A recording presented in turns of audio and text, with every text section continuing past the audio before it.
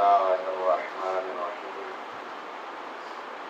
الحمد لله رب العالمين والصلاة والسلام على أشرف الأنبياء والمرسلين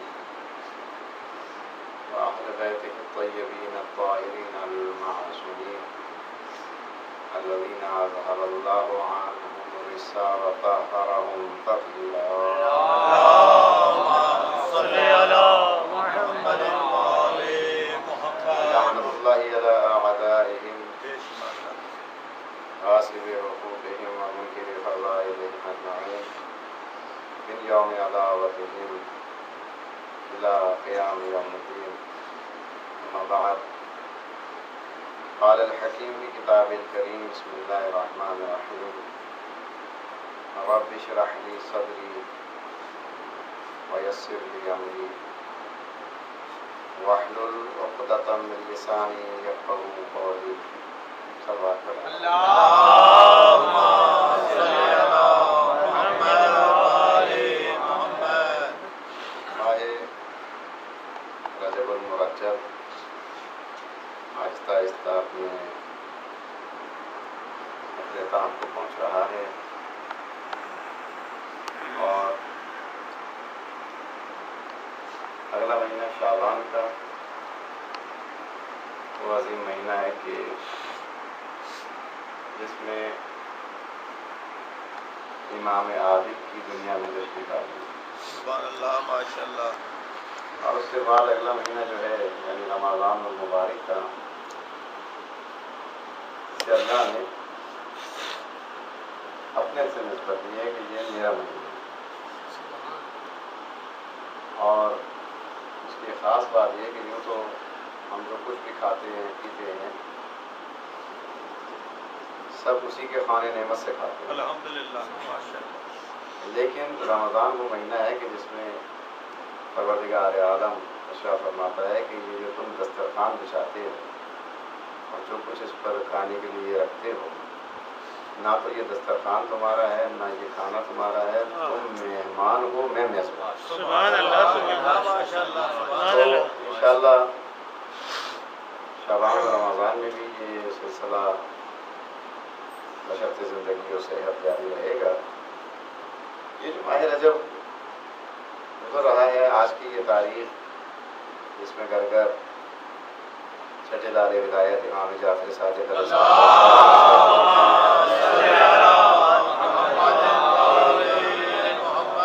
آپ سے منسوب آج کی نظر و نیاز کا سلسلہ جو ہے جاری ہے.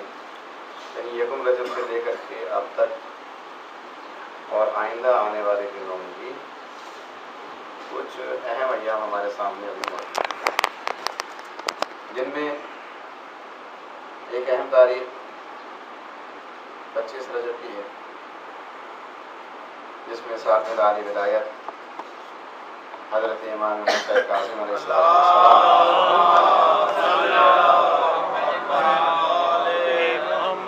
آپ کی شہادت ہے. 27 رجب کو بعثت ختمی مرتبہ یعنی اعلان رسالت ختمی مرتبہ اور بعض روایت کے مطابق معراج ختمی مرتبہ. 28 رجب روانگی حضرت امام حسین علیہ السلام از مدینہ تا مکہ. 28 رجب کو آپ روانہ ہوئے اور 3 شعبان جو کہ خود میرے مولا کی ولادت باسعادت کرنے میں اس دن آپ مکہ پہنچے. اور پھر اس کے بعد 8 ذی الحجہ تک آپ مکے میں مقیم رہے. ایک جگہ پر اور شاید یہاں پر بھی میں گفتگو میں یہ کہہ چکا کہ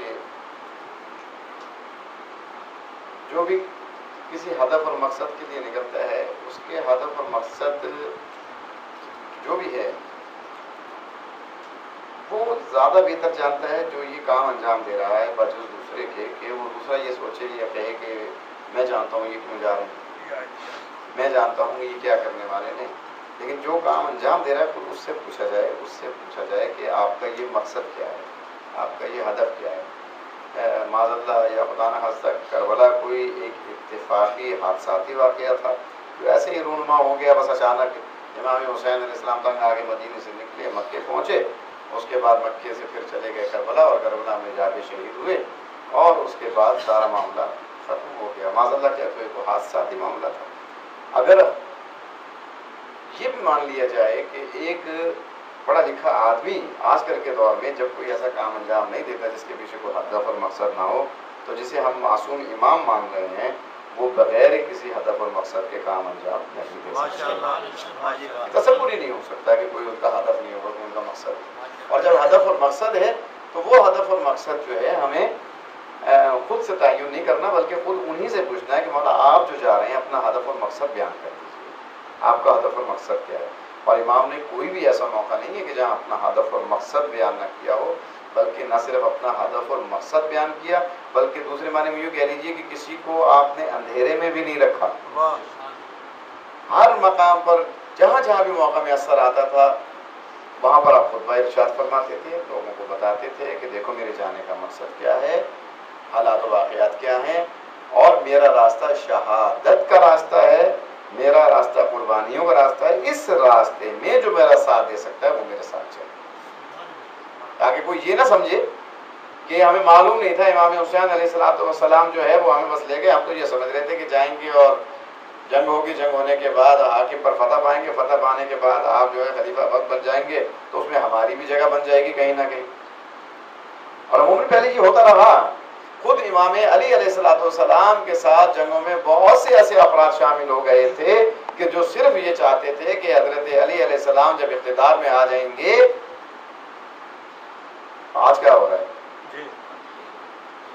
آج بھی تو یہی ہو رہا ہے کہ ہم کسی کا ساتھ کس لیے دے رہے ہوتے ہیں یا کسی کو ووٹ کس لیے دے رہے ہوتے ہیں کہ اگر یہ کل کو اگر یہ بڑا بن گیا. اور یہ دیکھ لیجئے اگر جو ہار بھی جاتا ہے اور اس کی پارٹی اگر جیت جائے, وہ ہار کے بھی نہیں جیتتا, اس کو کوئی نہ کوئی مقام اور مرتبہ صلوات پڑھے محمد وعلیہ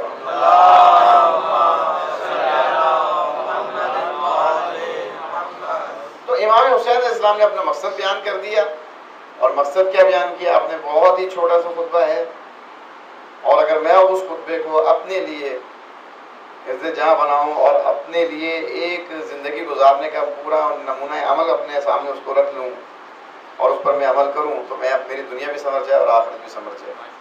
آپ نے پہلے یہ اعلان کیا, میں عربی کو چھوڑ دیتا ہوں, دامن وقت میں گنجائش تھی, صرف ترجمہ بیان کرتا ہوں کہ سب سے پہلا لفظ آپ نے یہ ارشاد فرمایا, میں کسی خون ریزی کے لیے نہیں جا رہا, میں کسی فساد کے لیے نہیں جا رہا, میں کسی طغیان گری کے لیے نہیں جا رہا, میں کسی بغاوت کے لیے نہیں جا رہا, میں تو اس لیے نہیں کر رہا ہوں کہ اپنے نانا کی امت کی اصلاح کروں. یعنی اب ہمیں معلوم ہوا کہ امام حسین علیہ السلام کا قیام کا مقصد نانا کی امت کی اصلاح ہے. اريد ان آمر بالمعروف وانہی عن المنکر, میں چاہتا ہوں کہ لوگوں کو نیکی کا حکم دوں اور برائی سے روکوں, اور میں یہ بھی چاہتا ہوں کہ اپنے نانا اور اپنے بابا کی سیرت پر عمل کرواؤں. ممبر پہ کوئی بھی آ کے کچھ بھی کہہ دے امام حسین علیہ السلام کے نام کے حوالے سے, اور ہم سن لیں کہ مولا اس لیے گئے ہوں گے, مولا اس لیے گئے ہوں گے. کیوں گئے ہوں گے مولا؟ اس لیے میں اب تمہاری بات کو مانوں یا میں امام کی بات کو مانوں؟ اب بات اصل میں یہ کہ امام کی بات کو ماننے کو دل تو کرتا ہے, لیکن جب میں امام کی بات کو مانتا ہوں تو دوسروں کو تو چھوڑیے, پوری دنیا میں انقلاب لانا بہت سی دور کی بات ہے, پہلے اس 6 فٹ کے اوپر تو انقلاب لے آؤں. ماننے کو دل تو کرتا ہے, امام ٹھیک فرما رہے ہیں, امام نے جو کچھ کہا ٹھیک کہا. اريد ان آمر بالمعروف وانہی, میں نیکی کا حکم دینا چاہتا ہوں, برائی سے روکنا چاہتا ہوں. تو اب امام کی بات کو ہم نے پیچھے رکھ دیا اور ہم نے خود سے تعین کیا کہ امام اس لیے گئے, امام اس لیے گئے, امام اس لیے گئے. کیوں کہ اگر امام کی اگر بات کو مان لیا تو پہلے مجھے خود عمل کرنا پڑے گا, جو کہ میں نے کرنا نہیں. 2 دن کے بعد جو شہادت آ رہی ہے, دیکھیے جب عمل ہوتا ہے تو کیسے ہوتا ہے. میں نے یہ مختصر سی تمہید میں نے ساتھ میں امام علیہ السلام کے حوالے سے باندھی. دیکھیے جو مقصد قیام امام حسین علیہ السلام ہے وہ صرف قیام امام حسین علیہ السلام کا مقصد صرف حسین کا مقصد نہیں ہے, تمام ائمہ کا مقصد ہے. سب ائمہ کا مقصد وہی ہے, کیونکہ قرآن تو پکار کے کہہ رہا ہے وَلْتَكُمْ أُمَّةٌ يَدْعُونَ إِلَى الْخَيْرِ, تم میں سے ایک گروہ ہونا چاہیے کہ جو لوگوں کو خیر کی طرف بلائے اور ان کو نیکی کا حکم دے اور ان کو برائی سے روکے. اور اللہ اور اس کے رسول پر ایمان لائے، کیا وہ گروہ ہے؟ ہمیں ڈھونڈنا پڑے گا جہاں جس کے بارے میں قرآن کہہ رہا ہے وَلْتَكُنْ أُمَّةٌ يَدْعُونَ إِلَى الْخَيْرِ وَيَأْمُرُونَ بِالْمَعْرُوفِ وَيَنْهَوْنَ عَنِ الْمُنكَرِ وَيُؤْمِنُونَ بِاللَّهِ۔ کون ہے وہ؟ تاریخ میں اگر کوئی نہیں ملتا تو آئیے کربلا بتائے گی کہ ہم ہیں وہ، ہم وہ گروہ ہیں جو اس کام کے لیے نکلے۔ نیکی کا حکم دینا اور برائی سے روکنا، پہلے اپنی ذات سے شروع کرتے ہیں، بہت سی باتیں یہیں سے صحیح ہو جائیں گی، لیکن سوال تو یہ ہے کہ نیکی کا حکم دینا اور برائی سے روکنا، اس کے لیے دو چیزوں کی بہت ضرورت ہے، بہت سخت ضرورت ہے۔ شاید آپ کا ذہن چاہ رہا ہو کہ کوئی ایسی ضرورت ہو کہ اگر کوئی برائی کر رہا ہو اس کے گربان پکڑ لو، یعنی تو طاقت کی ضرورت ہے، نہیں، اس کے لیے دو چیزوں کی ضرورت ہے۔ نیکی کا حکم اور برائی سے روکنے کے لیے دو چیزوں کی ضرورت ہے۔ پہلی بات یہ کہ نیکی کا پتہ ہو، دوسری بات یہ کہ برائی کا پتہ ہو۔ سب سے پہلے کام ہی یہی ہے کہ پہلے میں اگر نیکی کا حکم دینا چاہتا ہوں، برائی سے روکنا چاہتا ہوں، مجھے خود تو پتہ چلے کہ نیکی کیا ہے، مجھے خود تو پتہ چلے کہ برائی ہے کیا۔ میں جس کو برائی سمجھ کے انجام دے رہا ہوں وہ نیکی ہو، جس کو نیکی سمجھ کے انجام دے رہا ہوں وہ برائی ہو، یہ نہیں ہونا چاہیے۔ اس کا سب سے پہلے ادراک ہونا چاہیے، اور وہ ادراک کون کرا رہا ہے؟ وہ معصوم کرا رہا ہے کہ نیکی کیا ہے اور برائی کیا ہے۔ امام کا گزر ہوا بغداد کی گلیوں سے، امام گزر رہے ہیں میرے ساتھ میں امام، ابھی ایک دروازے کے پاس سے گزرے، اندر سے ناچ گانے کی آواز آئی، بہت مشہور واقعات ہیں یہ، آپ نے بارہا سنے ہوں گے، اندر سے ناچ گانے کی آواز آ رہی تھی۔ اسی اثنا میں اس گھر کی ایک کنیز دروازے تک پہنچی، اس نے گھر کا کوڑا کچھ باہر پھینکا، ابھی واپس لوٹ کے جانا چاہ رہی تھی کہ امام نے ایک جملہ کہا کہ مجھے یہ بتا دیں کہ اس گھر کا جو مالک ہے وہ آزاد ہے یا غلام؟ دیکھیے امر بالمعروف و نہی عن المنکر کیسے ہوتا ہے، وہ آزاد ہے یا غلام؟ تو وہ جو کنیز تھی بہت ہی عجیب انداز میں امام کو دیکھا، اس نے کہا کہ غلام کیوں ہونے لگا، آزاد ہے۔ تو امام نے ایک جملہ کہا اور آگے بڑھ گئے، ہاں بے شک جو کچھ وہ کر رہا ہے اس سے پتہ چل رہا ہے کہ یہ آزاد ہے، کسی کا غلام ہوتا تو ایسے نہ کرتا۔ صلی اللہ علیہ محمد۔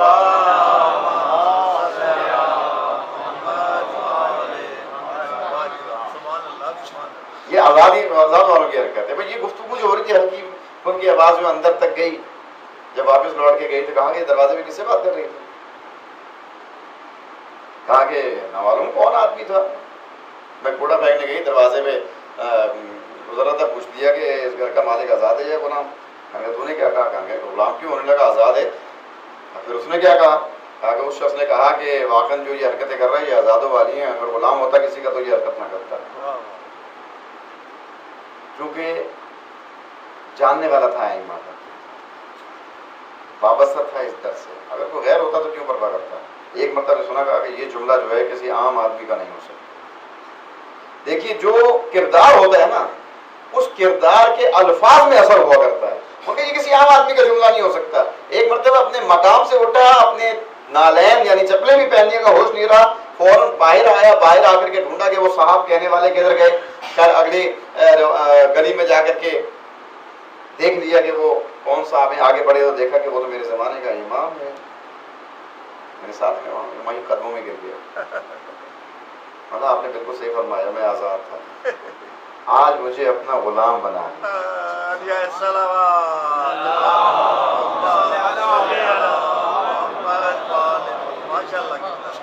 آج مجھے اپنا غلام بنا لیجئے۔ اب جو امام کے پاس مجھے غلام بنانے کا کیا مطلب کہ میں توبہ کرتا ہوں،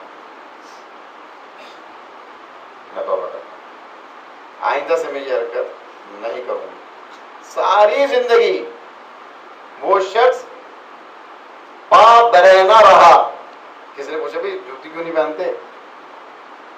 کہا کہ نہیں، میں جوتی اس لیے نہیں پہنتا کہ جب میں اپنے ننگے پاؤں کو دیکھتا ہوں تو مجھے یاد آ جاتا ہے میں نے اپنے زمانے کے امام کی بارگاہ میں توبہ کی تھی، یہ مجھے یاد دلاتی ہے میرے گناہ کو اور میری توبہ کو، میں نہیں پہنتا۔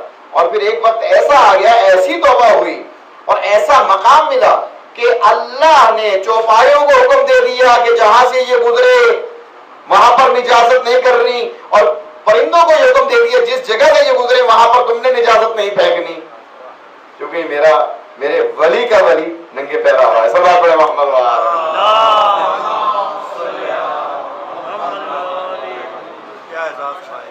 یہ مقام ہے. کیا تھا صرف زبان سے آپ نے یہ تبلیغ کی؟ کیا ارشاد کیا فرمایا تھا امام حسین نے؟ میں نیکی کا حکم دینے جا رہا ہوں، برائی سے روکنے جا رہا ہوں.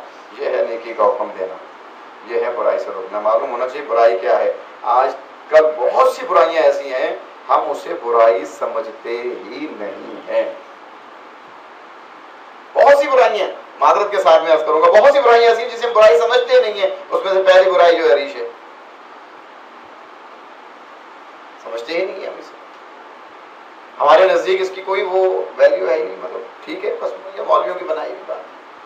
دلیل کیا ہے آپ کے؟ میرے پاس ایک میسیج بھی آیا، فون بھی آیا کہ جی آپ اس کے لیے قرآن کی کوئی آیت پیش کریں، کوئی حدیث پیش کریں، کوئی دلیل پیش کریں. میرے پاس اتنا جملہ تھا 1,24,000 انبیاء کی سیرت اور 4 معصومین کی سیرت جو ہے نا، یہ سب سے بڑی دلیل ہے. اس کے سامنے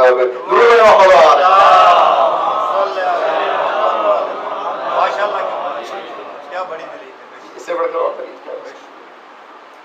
یہ ہے میرے ساتھ میں امام علیہ السلام، جن کی ساری زندگی مولا پہ انتہائی اسیری گزر گئی، زندان میں جوانیوں پیری گزر گئی، مختلف ادوار میں. کبھی رہا ہو رہے ہیں، پھر گرفتار ہو رہے ہیں، کبھی رہا ہو رہے ہیں، پھر گرفتار ہو رہے ہیں. بہت سے واقعات ہیں امام کے. دیکھیے ایک مرتبہ آپ امام کے ہو جائیں ایک دفعہ امام کے آپ، اور پھر یقین سے ہو جائیں، جیسے کہ قرآن میں آیا تھا نا کہ اللہ کے سپرد کر دو اپنے سارے امور. جب میرے زمانے کا امام موجود ہے، زندہ موجود ہے، حاضر و ناظر ہے، اور میں سب کچھ مانتا بھی ہوں، اپنے سارے امور سپرد کر دوں، اور پھر میں اس سے بری ذمہ ہو جاؤں کہ میرا امام. میں نے ایک مجلس میں ابھی رجب کے جو میلاد ہو رہے تھے ایک جگہ پر، میں نے حضرت لقمان کا یہ جملہ پیش کیا تھا، وہی قبروں کا نئے سامعین کے لیے پیش کرتا ہوں کہ یہ جب اپنے امور سپرد کرنے کا مقام و مرتبہ کیسے ملتا ہے. اس کے بعد حضرت لقمان سے کسی نے پوچھا کہ آپ کو اتنا مقام و مرتبہ کیسے ملا، اتنی شہرت آپ کو کیسے مل گئی، اتنا مقام و مرتبہ کیسے مل گیا کہ آپ راستے سے گزرتے ہیں، عرف عام میں مشہور ہے، راستے سے گزرتے ہیں کہ جڑی بوٹیاں آپ سے کلام کرتی ہیں. اپنے دور کے بادشاہان وقت جو ہے وہ آپ کو عزیز رکھتے ہیں، آپ کا مالک آپ کو عزیز رکھتے ہیں. اتنا مقام و مرتبہ کیسے ملا آپ کو؟ کیا پیارا جملہ کہا حضرت لقمان. آپ نے فرمایا کہ میرے جو امور اللہ کے ذمہ ہیں، میرے جو امور اللہ کے ذمہ ہیں، میں نے کبھی اس کی پرواہ نہیں کی. میں دوہراؤں تاکہ جملے کی اہمیت واضح ہو سکے. میرے جو امور اللہ کے ذمہ ہیں، میں نے کبھی اس کی پرواہ نہیں کی. کیوں بھائی؟ اس کے ذمہ ہے. کیا ہے میرے امور؟ رزق اس نے دینا ہے، پانی اس نے دینا ہے، صحت اس نے دینی ہے. الغرض کتنی بھی ہم باتیں کر رہا ہوں، مختصر یہ کہ جو بھی میرے امور ہیں اس کے ذمہ میں نے کبھی ان کی پرواہ نہیں کی. کیا ضرورت ہے اس کی پرواہ نہیں کرنے کی؟ جب اس نے رزق کی ذمہ داری لے لی کہ تو کہیں بھی ہوگا میں رزق دوں گا تجھے، تو یہ اس کی ذمہ داری ہے، بس میں نے چھوڑ دی، اس کے ذمہ ہے. لیکن دوسرا جملہ بہت اہم ترین جملہ ہے کہ میرے جو امور اللہ کے ذمہ ہیں میں نے کبھی ان کی پرواہ نہیں کی، لیکن جو اس کے امور میرے ذمہ ہیں ان میں سے میں نے ایک بھی نہیں چھوڑا. آیا ہم اپنی ذات میں ایسے ہی ہیں کہ اپنے سارے امور اس کے ذمہ کر دیں، اور جو اس نے امور ہمارے ذمہ، جو اس نے کام اپنے ہمارے ذمہ لگائے ہیں، ہم ان سے ایک بھی نہ چھوڑیں، وہ انجام دیں؟ تو 5 وقت کی نماز کی تو پابندی ہو نہیں پاتی، تو اور کتنے امور گروائے جائیں گے. صلوات پڑھیں محمد و آل محمد. جو میرے امام نے فرمایا تھا کہ میں کس کام کے لیے جا رہا ہوں، امر بالمعروف نہی منکر کرنے کے لیے جا رہا ہوں، اپنے جد کی امت کی اصلاح کے لیے جا رہا ہوں. اس جملے نے خود مقصد قیام امام حسین کو بتا دیا. میں اپنے جد کی امت کی اصلاح کے لیے جا رہا ہوں. اگر امت کی اصلاح ہوئی ہوتی اور امت جو ہے وہ راہ راست پر ہوتی تو کبھی بھی امام حسین علیہ السلام قیام نہ کرتے. امام کے قیام نے بتا دیا کہ میرے بابا کے بعد سے لے کے اب تک راہ راست امت بھٹک گئی ہے اور یہ راہ راست پر نہیں ہے. اب جب وہ راہ راست پر امت ہے ہی نہیں تو وہ خود کہاں سے اصلاح کرے گی؟ یعنی جب اس وقت امت راہ راست سے بڑھ گئی تو آج کا کیا حال ہوگا؟ جی ائمہ علیہ الصلوۃ والسلام نے کبھی بھی حاکمان وقت کی نوکریوں کو برائی سے نہیں دیکھا نظر سے، لیکن اس کی شرائط متعین کی. یہ میرے ساتھ میں امام علیہ السلام کے دور کا واقعہ ہے کہ آپ ایک دفعہ امام کے سپرد تو کرتے ہیں اپنے سارے اعمال، پھر دیکھیے امام کو پتہ چلا میرے صحابی جو ہیں وہ حاکم وقت یعنی ہارون رشید کا ملازم ہے، بہت مشہور نام ہے، مفاد الجنان میں بھی آپ کو مل جائے گا، تو اور بھی جو ائمہ کی زندگی کی سیرت کی کتاب میں مل جائے گا، علی بن یقطین، بہت مشہور نام ہے علی بن یقطین، بڑو صاحب کمال صحابی امام، مزاج شناس امامت علی بن یقطین۔ امام کو معلوم ہو کہ علی بن یقطین جو ہے وہ وزیر بن گئے، ٹھیک ہے بادشاہ، کوئی ضرورت مند پہنچا علی بن یقطین کے پاس، جیسے آج کے دور پہ ضرورت مند پہنچتے ہیں، کبھی پتہ چلتا ہے کہ یہ ماننے والا ہے محمد و آل محمد کا، چلیے ہم اس سے اپنی آ کے حاجت کے بارے میں پیش کریں، پہنچے علی بن یقطین مصروف ہوں گے، کسی کام میں ہوں گے، آنے والے سے ملاقات نہیں کی۔ ہمیں یہ نہیں بھولنا چاہیے ابھی ایک امام موجود ہے، یہ نہیں بھولنا چاہیے کہ یہ سابقہ بس سابقہ ائمہ کی باتیں ہیں، ان کے معجزات پڑھیں، درود پڑھیں، نعرہ لگائیں اور پھر بعد میں تبصرہ کریں کہ مجلس اچھی تھی یا درس تھا یا مجلس تھی، صلوات پڑھیں محمد و آل محمد۔ کہا کہ علی بن یقطین وزیر بن گئے، ایک صاحب گئے، ان سے ملاقات نہیں ہوئی، مصروفیت تھی، نہ معلوم کیا وجہ تھی، علی بن یقطین کو ضرورت پیش آئی امام کی بارگاہ میں آنے کی، دروازے پہ پہنچے، غلام سے کہا کہ کہو کہ علی بن یقطین آئے ہیں، اندر سے حکم آیا کہ انتظار کرو، کچھ ٹائم گزرا، پھر کہا کہ کہو بھی امام سے کہ علی بن یقطین آئے ہیں، پھر اندر سے جواب آیا انتظار کرو، کافی دیر گزر گئی، اب علی بن یقطین کو کچھ شک سا گزرا کہ کوئی خارق العادت بات ہوئی ہے، ورنہ امام نے اپنی بارگاہ میں حاضری میں اتنا ٹائم نہیں دیا، تو ضرور ہے اور کہتے ہیں ماتا ٹیم کا کہ کوئی بات ضرور ہوئی، شک سا گزرا، ایک مرتبہ پھر غلام سے کہا کہ میرے امام سے کہو کہ علی بن یقطین سے کوئی خطا ہوئی ہے جس کی یہ سزا دی جا رہی ہے کہ میں بات کر رہا ہوں، کیا معرفت تھی پیش، بس اتنا سننا تھا کہ امام کی طرف سے جواب آیا کہ ہمارا ایک ماننے والا تمہارے دروازے پر گیا تھا اور تمہارے پاس اتنا وقت بھی نہیں تھا کہ اس سے ملاقات کر لو۔ اب علی بن یقطین کو یاد ہے، اب علی بن یقطین کو یاد ہے کہ ہاں ایسا ہوا تو تھا، اب ڈھونڈے کہاں، کون تھا، کہاں سے آیا تھا، اسی الٹے پاؤں واپس ہوئے اور اپنے جو بھی ان کے کارندے تھے، جو بھی ان کے کام کرنے والے احباب تھے، ملازمین تھے، ان سے کہا کہ اس تاریخ کو دیکھو کہ کون آیا تھا، بہرحال پھر کچھ ڈھونڈا گیا، کچھ قیاس آرائی کی گئی، کچھ لوگوں کو دوڑایا گیا، الغرض اس شخص تک پہنچے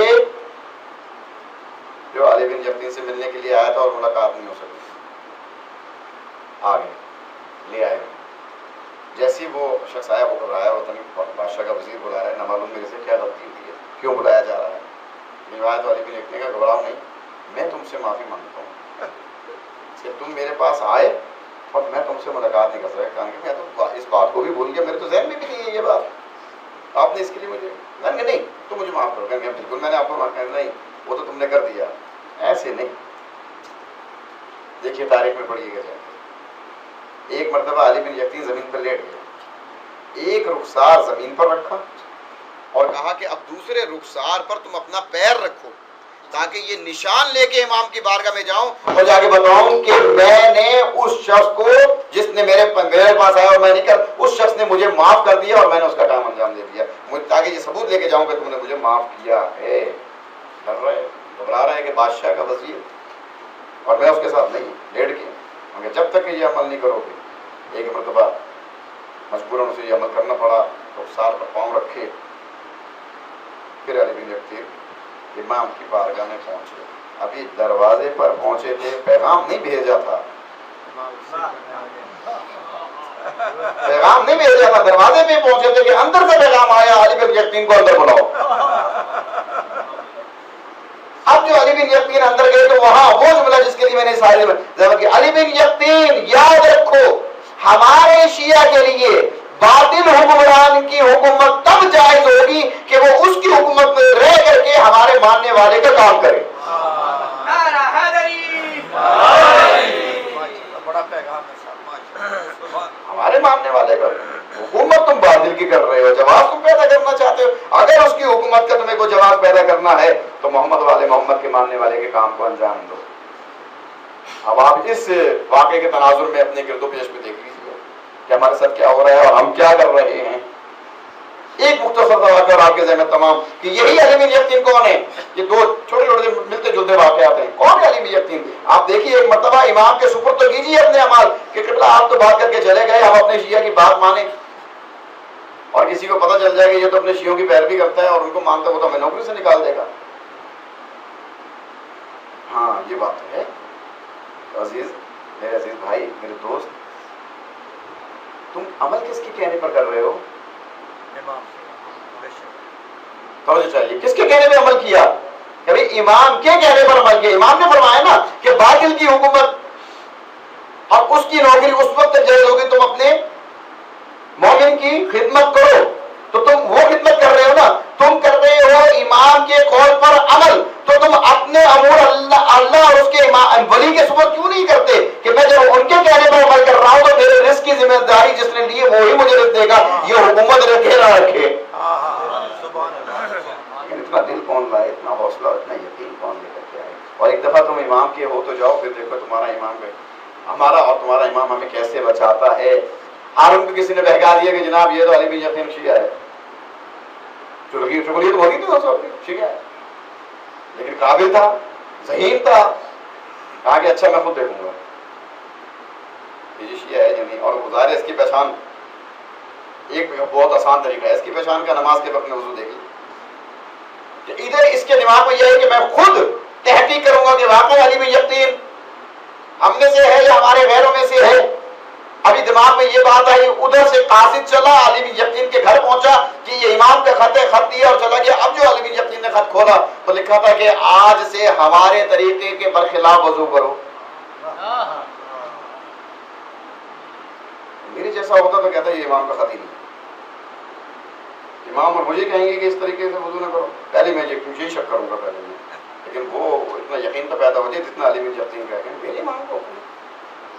اچھا دوسرے طریقے سے وضو کرو، نہ معلوم اس میں مصلحت کیا ہے.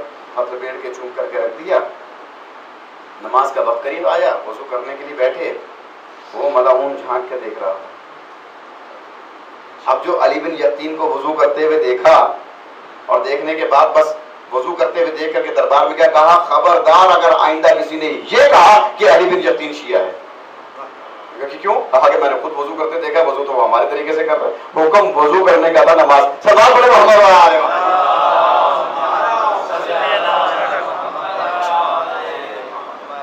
اور جیسے ہی وہ دیکھ کر کے گیا فوراً ہی دوسرا قاصد بھی آیا، خطرہ ٹل گیا اور ہمارے طریقے سے وضو کرو. سلام پڑھے محمد علیہ. کیا بچانے والے ہیں. یہ ہے بچانے والے. علی بن یقین نے اپنے کسی غلام کو کسی چیز پہ سرزنش کی، وہ جانتا تھا کہ یہ علی بن یقین اندر سے کیا ہے. اس نے بادشاہ سے جا کے کہہ دیا کہ جو کچھ بھی تم ان کو بھیجتے ہو نا یہ تو اپنے امام کو بھیج دیتے. کیونکہ وہ جب اس واقعے سے خوش ہوا کہ یہ تو ہمارے طریقے سے وضو کر رہے ہیں، تو ایک بڑے خلعت فاخرہ معطر پیش کی، کچھ رقم بھی پیش کی. علی بن یقین گھر لے کر کے گئے، سنبھال کے رکھ لی. رقم اور خلعت دونوں کو غلام کو دے کر کے کہا کہ یہ میرے امام کو دے کر کے آؤ. امام تک پہنچی، امام نے رقم رکھی، خلعت بھیج دی. ان کے اس لباس کو سنبھال کر رکھو، یہ تمہارے کام آئے گا. رقم رکھ لی. کیا مصلحت ہے میرے امام کی؟ پہلے یہ جملہ مصلحت، میں نہیں جانتا کہ میرے امام کی مصلحت کیا ہے. رکھ لی. غلام نے کوئی بدتمیزی کی، حکم عدولی کی، سرزنش کی. اس نے آگے شکایت کر دی کہ تو ایسے ہی پیسے دیتا ہے ان کو، ایسے ہی خلعتیں بیچتا ہے، وہ تو سارا کچھ امام کو بھیج دیتے ہیں. یعنی میں تو امام کا لفظ کہہ رہا ہوں، وہاں پر جو لفظ تاریخ میں ملتے ہیں وہ اس طریقے سے نہیں ہیں. وہاں بڑی تحقیر کے ساتھ بیان کرتے ہیں وہ تو جو رقم تو بھیجتا ہے وہ تو انہوں نے موسیٰ بن جعفر کو بھیج دی علیہ الصلوۃ والسلام. اس طریقے سے. میں کہ اچھا ہاں ثبوت ہے تمہارے پاس؟ بالکل ثبوت ہے میرے پاس، میرے سامنے تو بھیجی ہے. کہنے کہ اگر غلط ہوئی، کہا کہ جو سزا آپ دینا چاہیں تیار. کہا کہ اچھا جاؤ علی بن یقین کو بلاؤ. بلایا گیا علی بن یقین. علی بن یقین دربار میں آئے، دیکھا غلام کھڑا ہے، پورا واقعہ سمجھ گئے. یہ میری چغلی ہوگی، پورا واقعہ سمجھ گئے. ہم کہ علی بن یقین تمہیں ہم نے توبے دیے تھے، کہاں ہے؟ کہا آپ نے جو خلت دی تھی وہ تو مجھے دل و جان سے عزیز ہے، وہ تو میں نے صندوق میں بڑی سنبھال کے رکھی ہے۔ بھیجی کس نے تھی واپس؟ امام نے۔ اور کیا کہا تھا کہ اس کو سنبھال کے رکھنا، یہ تمہارے کام آئے گا۔ کہا وہ رقم، کہا کہ آپ جانتے ہیں کہ رقم تو کبھی علی بن یقین کو اچھی نہیں لگی، وہ میں نے راہ خدا میں دے دی۔ وہ رقم کہیں ڈالی، امام کے پاس راہ خدا میں دے دی۔ خلت سنبھال کے رکھی، خلت ہے کہا ہے، اور اگر نہ ہوئی کہا جو سزا دینا چاہو۔ اب غلام گھبرا گیا، کیونکہ جاتے ہوئے تو دیکھا تھا خلت کو، آتے ہوئے نہیں دیکھا تھا۔ سلام پڑھے محمد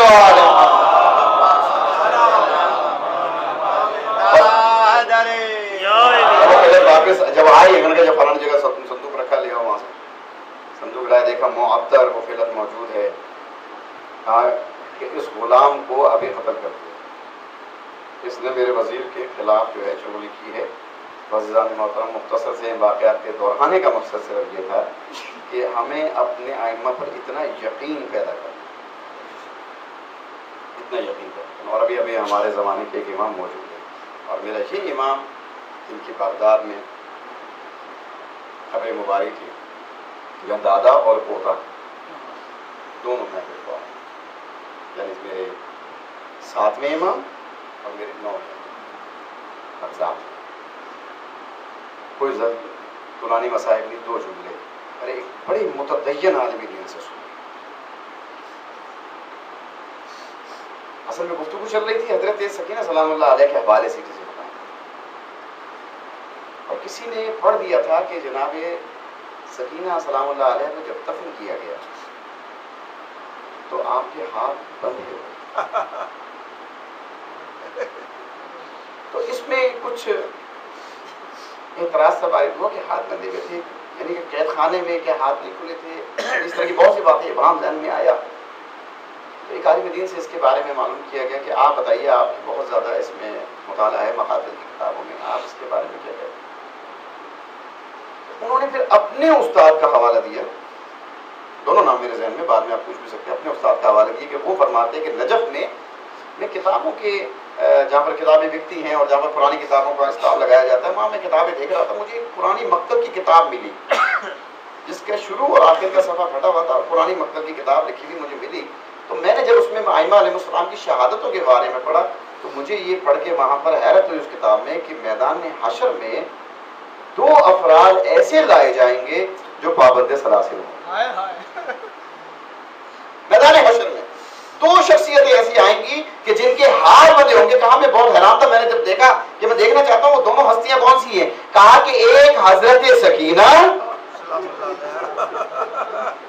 اور ایک حضرت امام موسیٰ کاظم علیہ السلام، یہ دونوں ہستیاں جو ہے میدان حشر میں اس حالت میں آئیں گے کہ ہاتھ بندے ہوئے ہوں گے۔ کہا کہ میں نے بہت سوچا کہ چلیں حضرت سکینہ کے بارے میں اس وقت کے مذاہب کے حوالے سے سوچا جا سکتا ہے۔ کچھ روایتوں میں یہ ہے کہ حضرت امام موسیٰ کاظم علیہ السلام کی ہتھکڑیاں کاٹ دی گئی۔ جب اس پر تجسس کیا گیا، اس پر غور و فکر کیا گیا، کہا یہ روایت غریب کبھی نہیں ہے، ضعیف روایت ہے۔ کبھی روایت یہی ہے کہ پابند سلاسل۔ کہا کہ یہ کیسے ہو سکتا ہے کہ بندے ہوئے ہاتھوں سے امام موسیٰ کاظم علیہ السلام دفن کیے گئے؟ کہا کہ اس کی وجہ ہے، اس کے بس یہی مسائل ہے، اس کی وجہ ہے۔ وجہ یہ ہے کہ جس وقت امام کو قید میں ڈالا گیا، آپ کے جسم کے مطابق آپ کو ہتھکڑیاں اور بیڑیاں پہنائیں گے، مگر اتنی اذیتیں ملا کرتی تھی قید خانے میں۔ دامن وقت میں گنجائش نہیں، ورنہ قید خانے کی 2-4 باتیں بیان کرتا کہ اتنی اذیتیں ملا کرتی تھی امام کو کہ جب آپ نہیں ہو گئے تو وہ ہتھکڑیاں بیڑیاں خود ہاتھوں سے اتر آیا کرتی تھی۔ تو پھر اس کے بعد آپ کے جسم کے مطابق آپ کو ہتھکڑیاں بیڑیاں بنائی جاتی تھی۔ پھر آپ پر اتنا خوف طاری ہوا کہ ایک دفعہ ہارون رشید جب اوپر سے دیکھ رہا تھا اور امام جو ہے سجدے میں تھے تو پوچھا کہ یہ چادر کیسی بڑی ہے؟ کہا یہ چادر نہیں ہے، یہی ہے موسیٰ بن جعفر۔ یعنی اتنی کمزوری امام کے جسم میں ہو گئی تھی کہ کئی مرتبہ ہتھکڑیاں اتری، کاٹی نہیں گئی، اتر جاتی تھی اور پھر بنائی جاتی تھی، پھر اتر جاتی تھی۔ کہا اب جو آخری ہتھکڑیاں بیڑیاں پہنائی گئی وہ ہڈیوں میں پہروست ہو چکی تھی، اس لیے اب وہ کٹ نہیں سکتی تھی، اب وہ اتر نہیں سکتی تھی۔ انہی ہتھکڑیوں اور بیڑیوں میں اسی پابندی کے ساتھ میرے امام کے جنازہ پورے بغداد پر رکھا رہا۔ اللہ رحمۃ اللہ القوم الظالمین وسیعلم الذین ظلموا منقلب ينقلبون۔ پروردگار ہماری اس مختصر سے کاوش کو اپنے بارگاہ میں قبول فرما۔ ثانی مجلس کی توفیقات خیر میں اضافہ۔ परवरदिगार आलम हमने जो भी जिक्र मोहम्मद व आले मोहम्मद किया हमें इस पर अमल करने की तौफीक अता फरमा। परवरदिगार आलम हमें मार्फत आइम्मा अलैहिमुस्सलातु वस्सलाम नसीब फरमा। बीमारों को बहक मोहम्मद व आले मोहम्मद और तुझे वास्ता है शहीद बगदाद हजरत इमाम मूसा बिन जाफर अलैहिस्सलातु वस्सलाम का तमाम मरीजों को और जिन्होंने दुआओं के लिए कह रखा है बिल्कुल हमारे दोस्त इंतजार ज़ैदी साहब की अलिया ICU में परवरदिगार बहक मोहम्मद व आले मोहम्मद उन्हें भी शिफाए कामयाब बेरोज़गार को रोज़गार कि हमारे मोमिन भाई ज़ाकिर हुसैन है परवरदिगार आलम का बेटा बीमार है इनको शिफाए कामयाब परवरदिगार आलम बहक मोहम्मद व आले मोहम्मद जो बेरोज़गार हैं रोज़गार अता जो मक़रूज़ है गैर से उनका कर्जा अता परवरदिगार जो बे औलाद उनको औलाद नरीन और सालिह अता फरमा। तुझे वास्ता है मेरे मौला इमाम हुसैन अलैहिस्सलातु वस्सलाम की इम्तिहान अजीम का हमारे तलबा और तालिबात जो इम्तिहानात दे रही हैं या आइंदा देने वाले उनको इम्तिहानात में कामयाबी अता फरमा। हमारे मुक़द्दस मकामात की हिफाजत फरमा। परवरदिगार आलम बहक मोहम्मद व आले मोहम्मद और जो उन मुक़द्दस मकामात की हिफाजत पर मामूर है उनकी भी हिफाजत फरमा। परवरदिगार आलम मस्जिद ज़ियारत से मुशर्रफ फरमा। हमारे उलमा खुतबा ज़ाकिरीन सोस्तान मातमी हज़रात मोमिन मोमिनात अज़ादार जामियों ने पनाह इमाम ज़मा में क़रार दे कायम आले मोहम्मद अलैहिस्सलाम के ज़ुल्म में ताजील फरमा। रब्बना तक़ब्बल मिन्ना इन्नका